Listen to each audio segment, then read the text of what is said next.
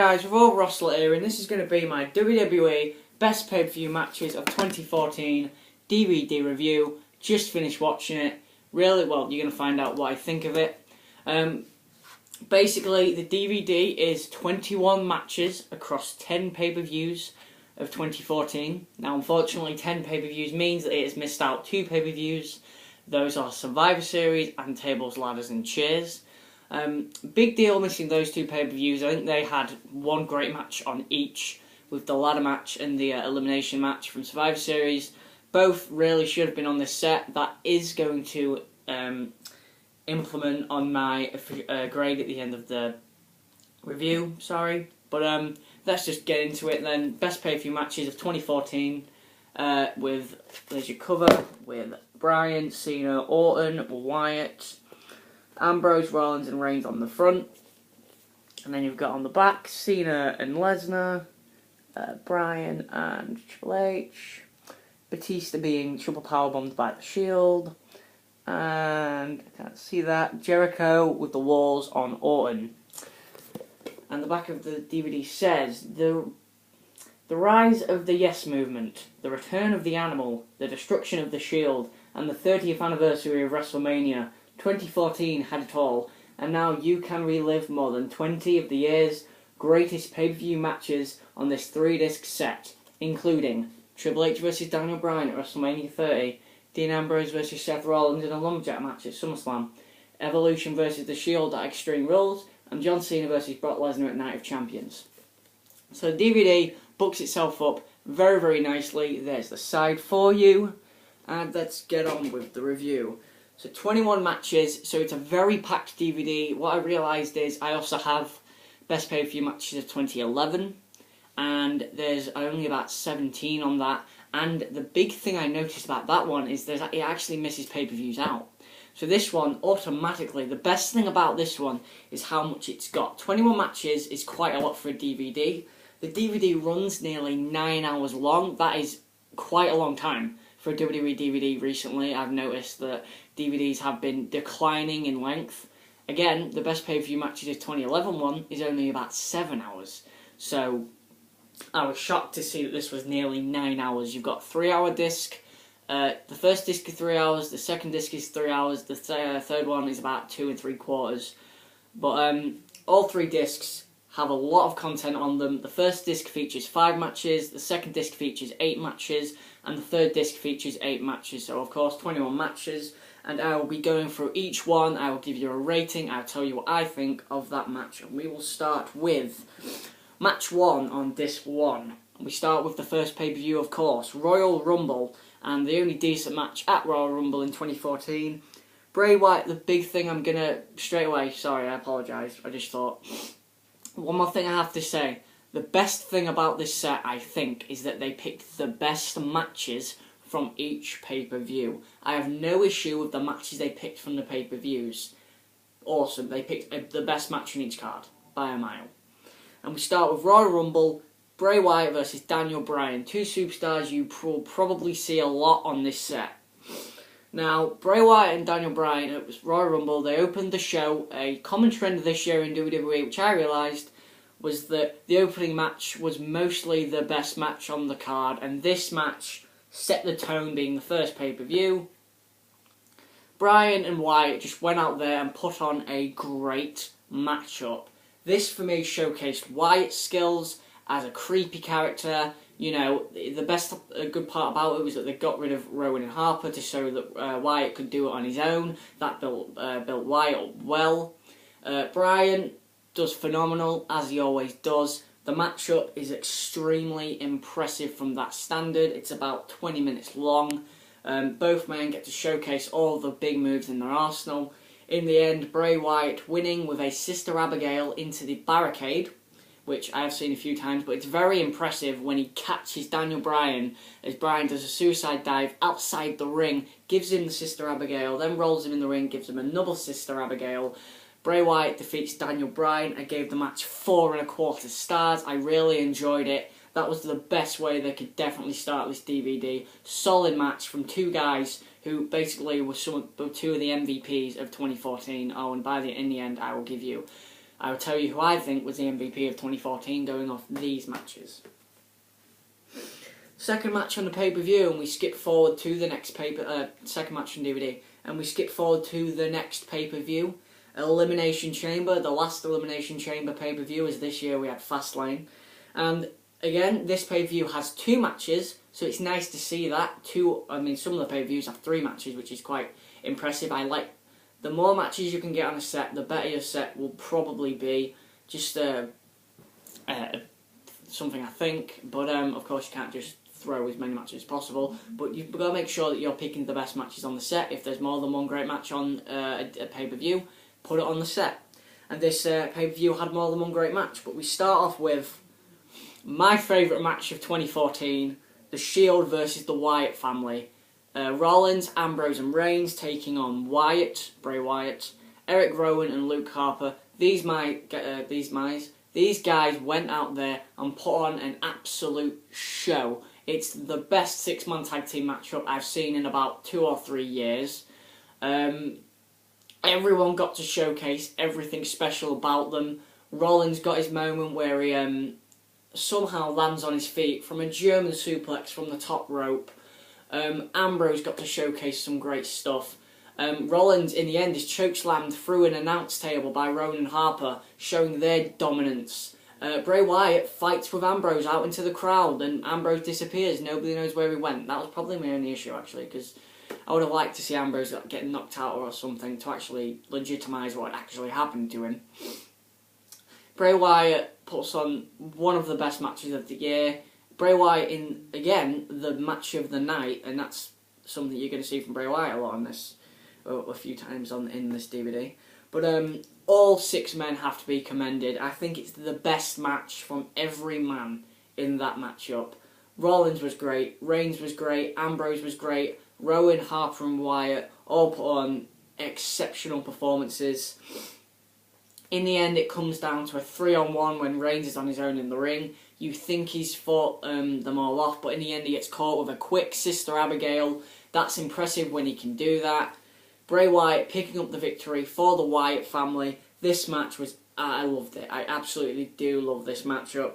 I gave it 4.5 stars.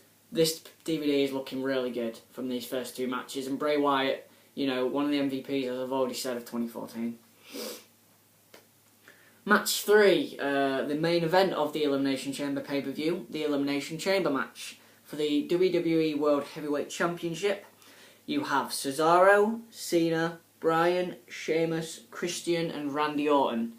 Now, originally I was kind of sceptical of Cesaro and Christian being in the matchup, but both men did very, very well. Christian with a frog splash on Sheamus off the top of a pod eliminates Sheamus.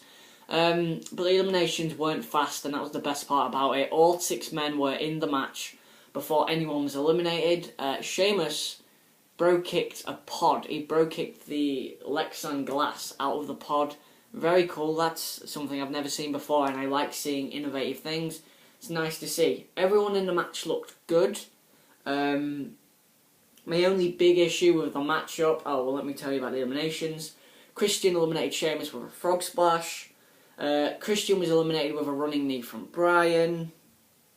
Cesaro was eliminated when Cena AA'd him onto the steel. Cesaro put in an excellent performance, guys.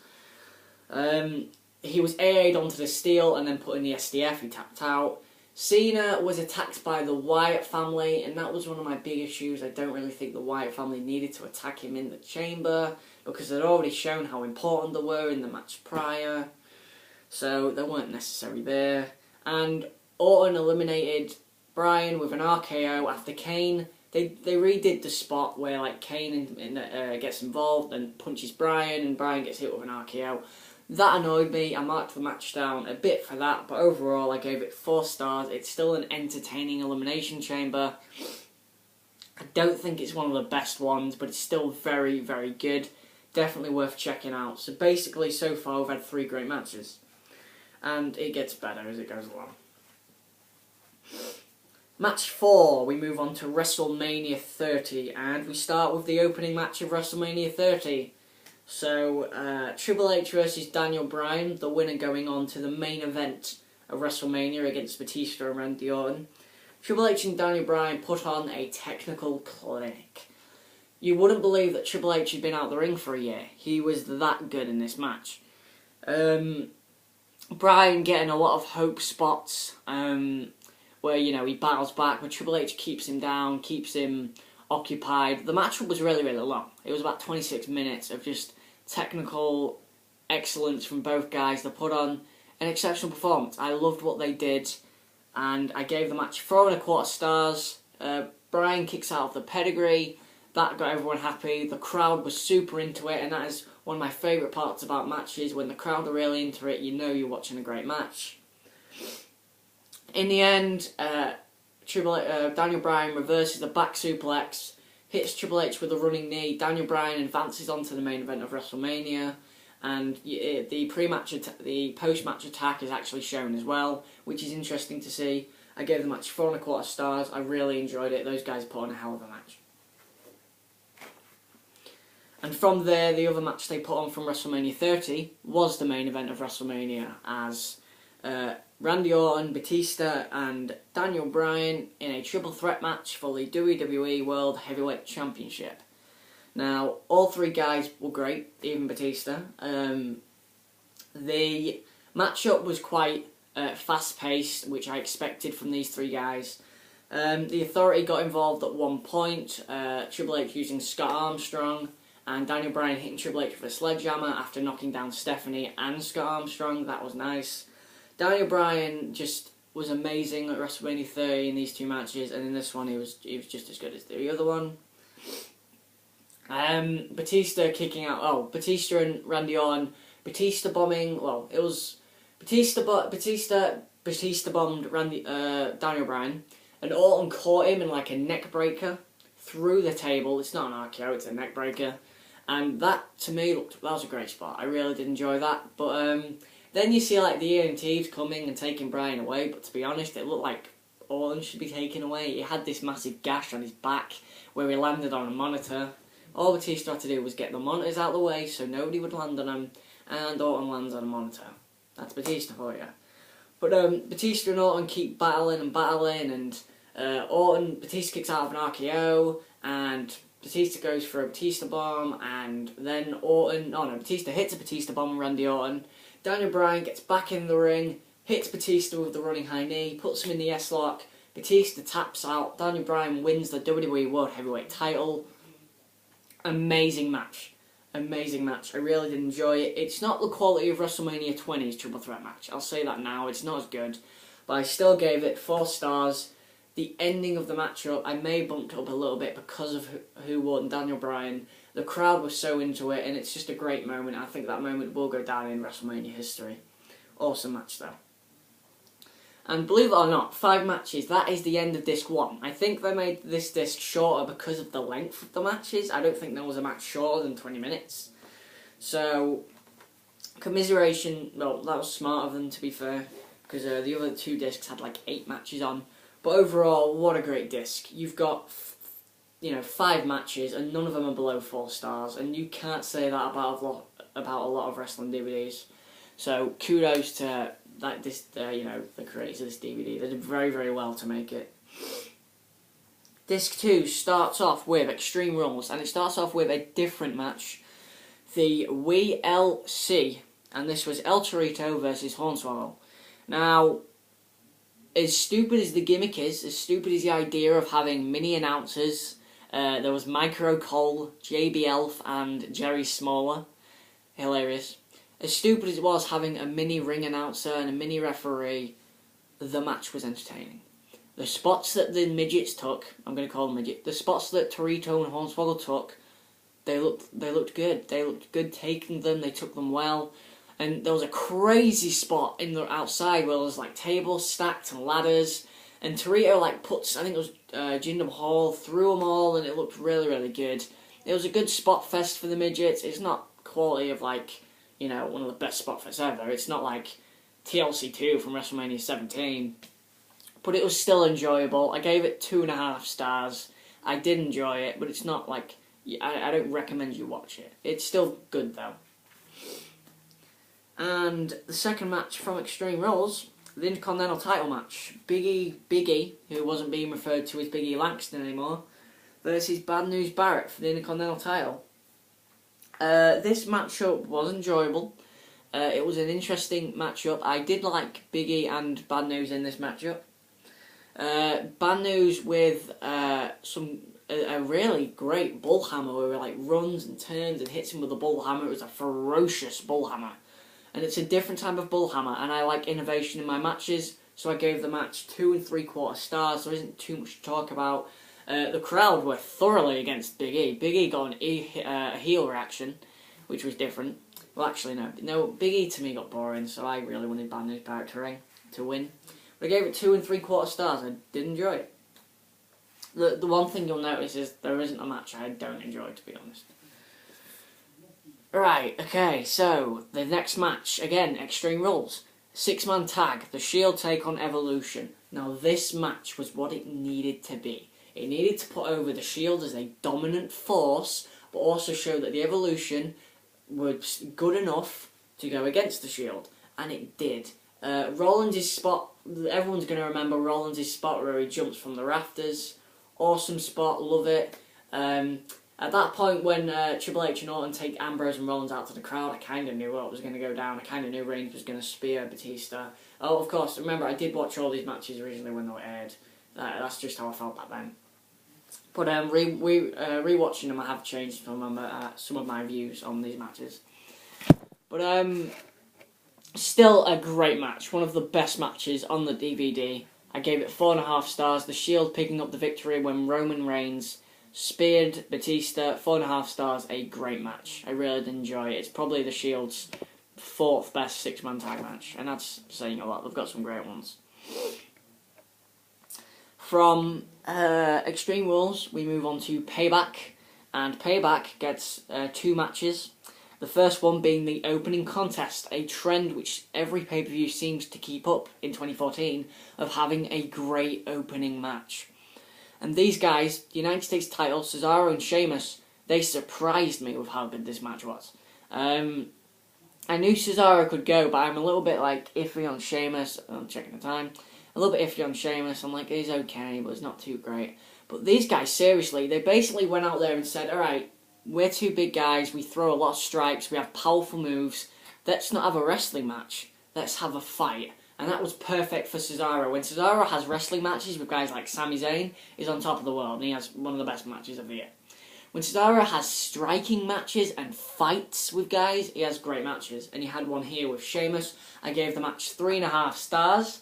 However, it does sort of end abruptly when, Cesaro hits the Cesaro swing, and then Sheamus just sort of hits an inside cradle. And that's a weird way to end a fight, and Heyman does say, actually, after it, Sheamus won the fight with a wrestling hold, and while it is it's a wrestling match, it's still a weird way to end it, and it isn't too definitive of a way to end it. It would have been better if Sheamus had ended it with a brogue kick. But I digress, it was still a great match, 3.5 stars.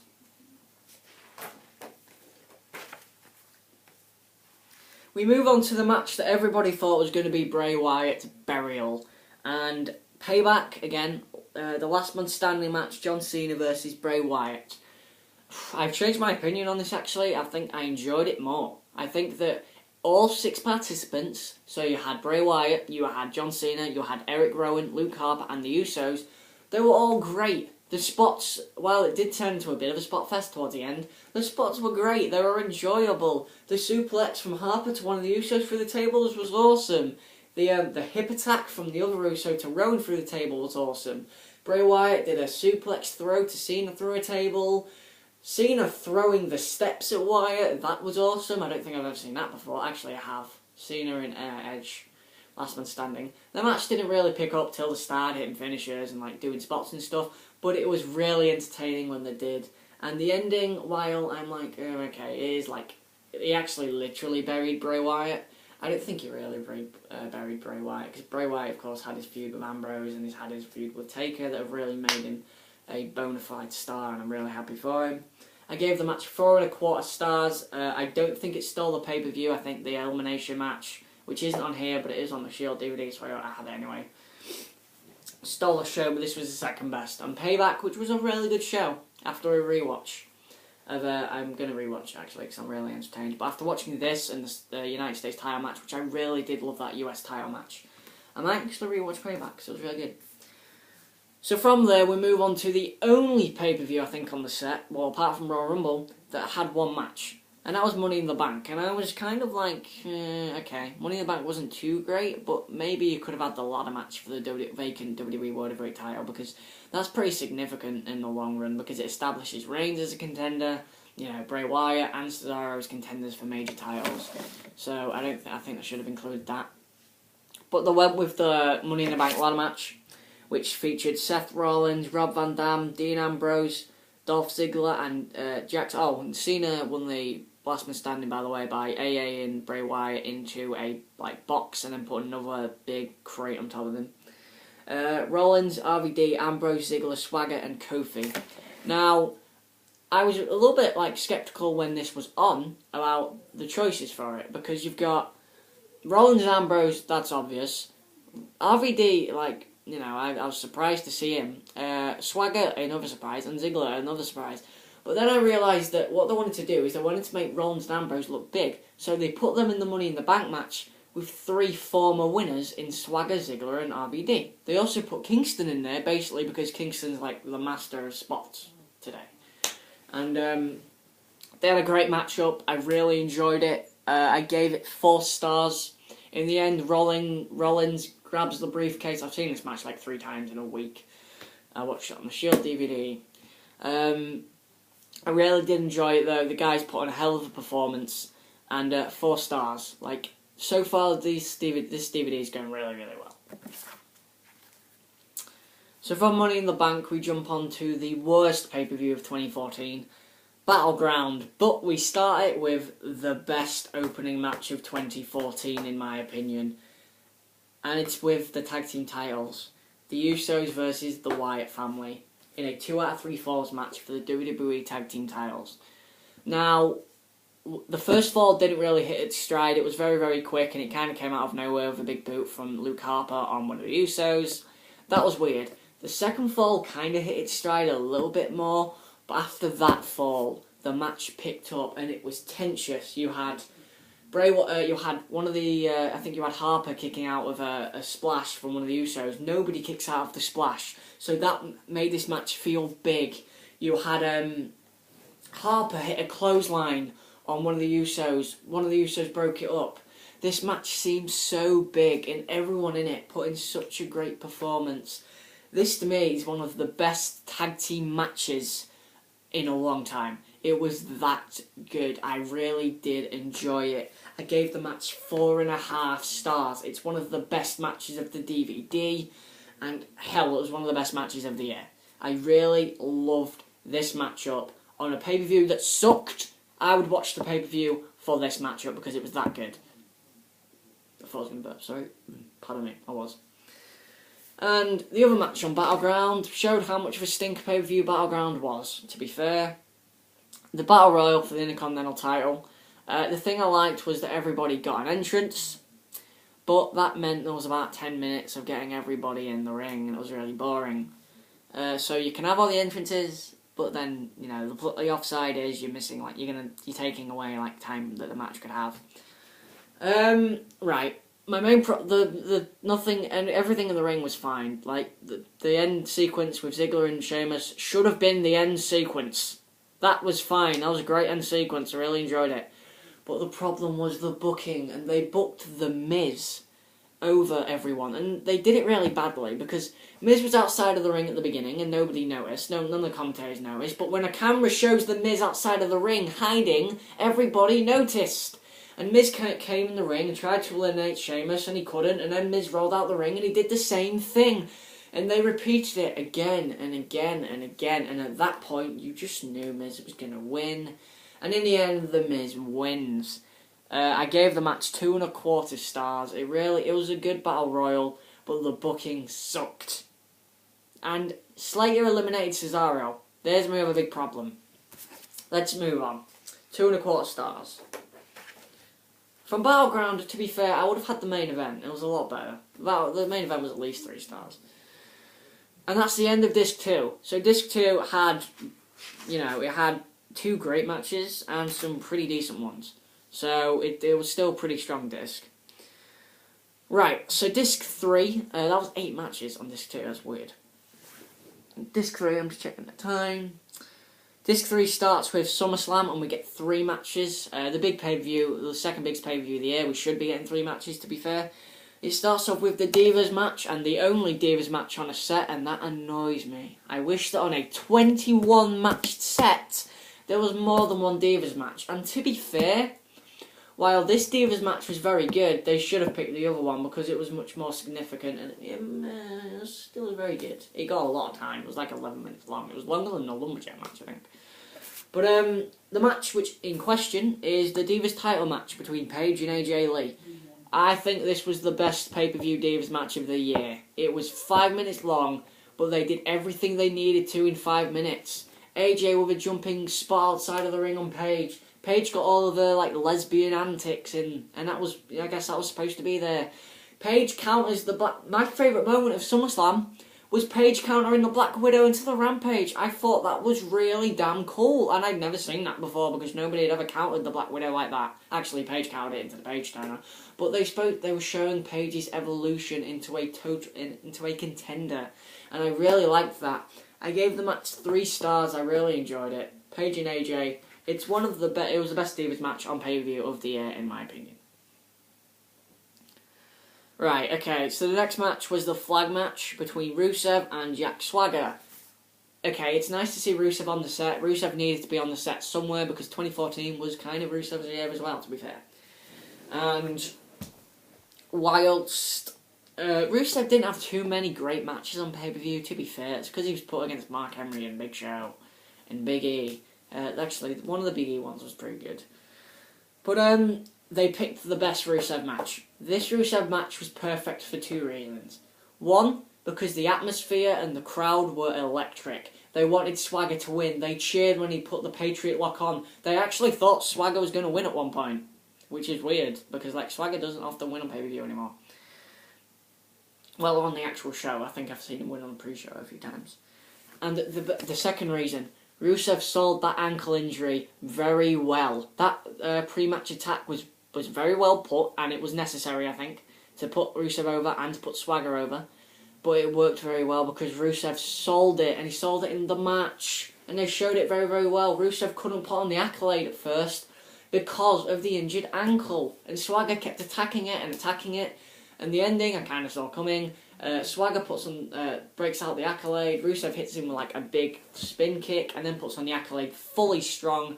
Swagger was booked very well though because he doesn't tap out, and I think that was booked exquisitely. I feel like they should have done that with Mark Henry at Night of Champions as well this year.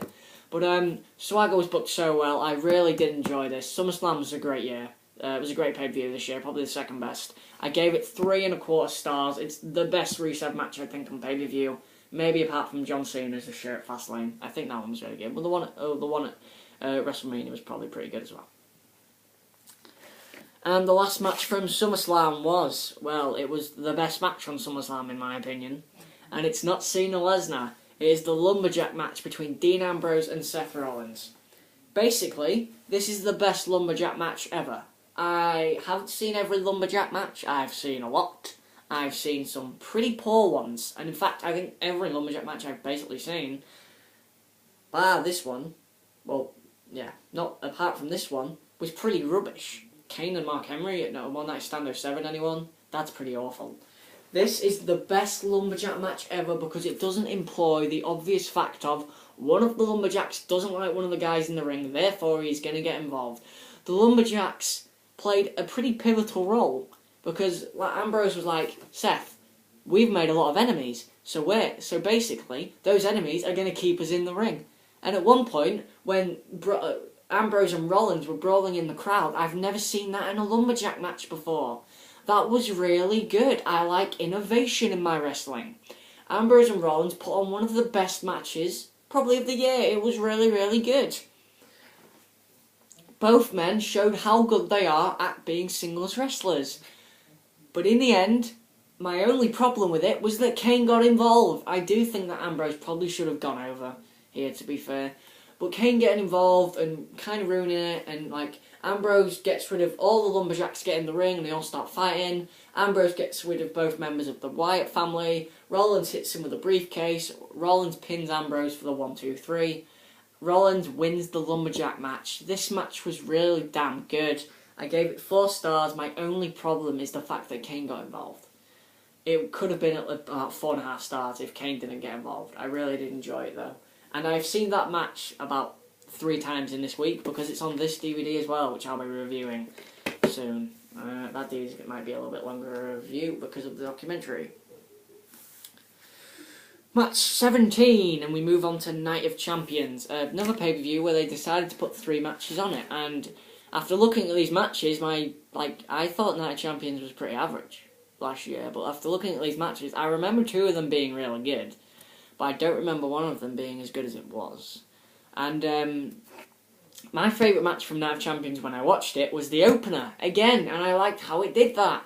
The opener, Goldust and Stardust versus the Usos for the tag team titles. This match was really, really good. It's a great tag team matchup with clinic wrestling from both teams. Cody hits Dark Matter on one of the Usos kick out. It's an interesting finish where one of the Usos hits a splash and... Oh, and I didn't need to mention, Ambrose actually hits a curb stomp on Rollins. One of the Usos goes for a splash on Stardust, and Stardust counters with the knees, and he rolls him up. That's an interesting finish. I like that because it makes both teams look pretty good. It makes the Stardust and Goldust look good because that's smart. And it makes Usos look good because it's like, oh, maybe it's slightly lucky. But it was a great match, and I really did love it. And I actually, again, my grade improved. I gave it 3 3/4 stars. I really did enjoy it. And the next match in Night of Champions was one that to me was booked exactly how I predicted when it was on, but it was still very entertaining, and that was Orton and Jericho. I think this was the longest match on the entire card, but it was very entertaining. Orton and Jericho, as much as it was basic for the guys, they still put on a great match. Orton in the end hits an RKO on Jericho mid-air.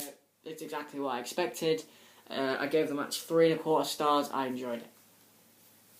And the main event of Night of Champions, the WWE World Heavyweight Championship match, Cena versus Lesnar. Basically the rematch from SummerSlam. Right, this one to me isn't as good as the one at SummerSlam, but I have a few reasons. One, the ending, and the fact that Cena wins by DQ, and the fact that WWE basically with ending like that, WWE tries to please everyone, and in the end pleases no one. You aren't pleasing the Lesnar fans because he nearly loses. You aren't pleasing the Cena fans because he doesn't win the title. And Rollins looks like an idiot because he goes to cash in and doesn't end up cashing in. But overall, the overall match was very, very good. The best part about it was that it was different from the SummerSlam match. It wasn't one-sided towards Lesnar. It was one-sided for a bit, but then Cena came back and really Cena dominated towards the end, hitting like 5 AAs on Lesnar. And then put him in an STF before Rollins breaks it up. But I really did enjoy it. I gave it 3 3/4 stars. Nearly 4 stars, but I do think the best match of Night of Champions was the opener. I really did enjoy it that much. And finally, the last 2 matches in the last pay-per-view, Hell in a Cell. And a pay-per-view where, again, the opening match steals the show. 2 out of 3 falls, Intercontinental title, Cesaro and Ziggler. When I predicted this matchup back in October of last year, I predicted that Cesaro was going to win. I was shocked at the outcome, which was cool because the match left me on the edge of my seat. When Ziggler wins with 2 straight falls.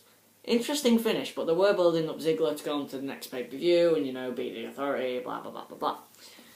The matchup was very entertaining. We knew it was going to be. We have Ziggler and Cesaro in the ring, for God's sake. Ziggler gets the first fall with a quick roll-up basically off a pinfall, which looked stupid, to be fair, but it was an interesting roll-up, and it made Ziggler look smart. And Cesaro just put Ziggler through hell with big uppercuts, and he never hit the neutralizer, which was stupid. I do think they really should have given Cesaro a fall. But Ziggler in the end with a super kick on Cesaro, then a zigzag, beats him for the second time. This is a great 2 out of 3 falls match, but it's not as good as the other one. The Wyatts and the Usos. I gave it 3 3/4 stars though. I think the last 3 of the last 4 matches have been 3 out of 3 and 3/4 stars. That's something.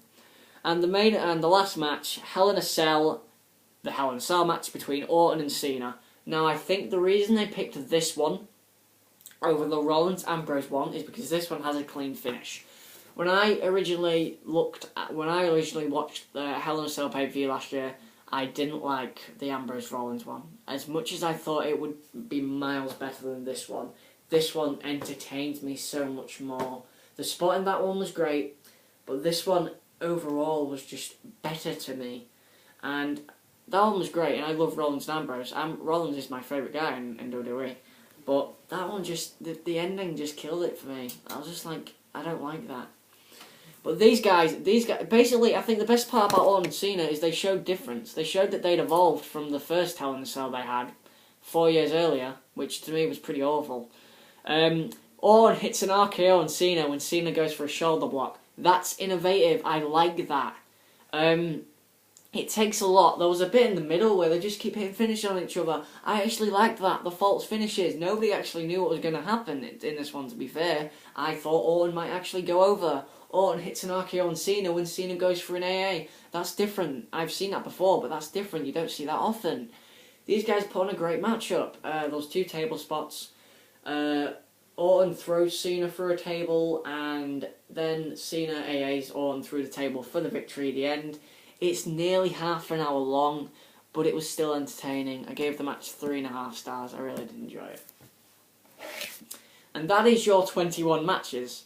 Now, I picked my best matches, and basically I picked the 4 best matches. I've gone with The Shield versus the Wyatt Family, Triple H versus Bryan, The Shield versus Evolution, and the Usos versus Rowan and Harper. But I think in the end it comes down to 2. It's either The Shield versus the Wyatts or the Usos versus Rowan and Harper. Those 2 matches were the 2 best to me that really stood out.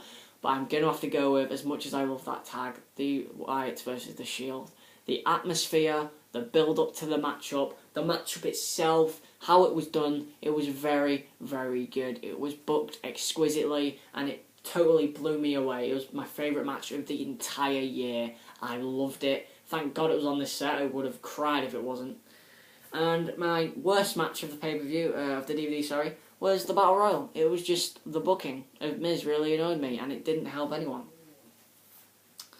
So yeah, 21 matches, 10 pay-per-views. That's it, basically. Overall, I think that I'm going to give the DVD an 8.5 out of 10. I definitely recommend it. If you don't buy the pay-per-views individually, then I'll just check the time, then I would recommend picking up. I really do think this DVD was that good.